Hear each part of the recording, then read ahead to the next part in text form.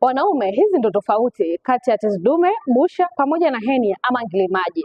Tofauti zake hizi unazibaini kwa namna ipi? Unapozungumzia tezi dume ni athari katika tezi ama njia ya mkojo ya mwanaume. Ndio pale ambapo tunazungumzia zaidi kuhusu afya ya mkojo pamoja na kuvimba kwa tezi ili kiasili kabisa kwa nature ya mwanaume kadri siku anavyozidi kukua. Lakini unapozungumzia busha ama hydrocele ni vimbe ambayo inatokea kwenye korodani baada ya kujaa maji, na hii mara nyingi huwa inasababishwa na bakteria wa asili, na mara nyingi hutokea zaidi katika maeneo ya pwani ya bahari ya Hindi zaidi kuliko maeneo ya bara. Lakini unapozungumzia henia ama ngilimaji ni kuvimba ama kutokeza kwa ogani za ndani ya mwili kwa nje, na mara nyingi mwanaume huyu huwa anaanza kupata maumivu ya tumbo chini ya kitovu ama kuanza kuona uvimbe unaopanda na kushuka ukiwa na maumivu makali sana.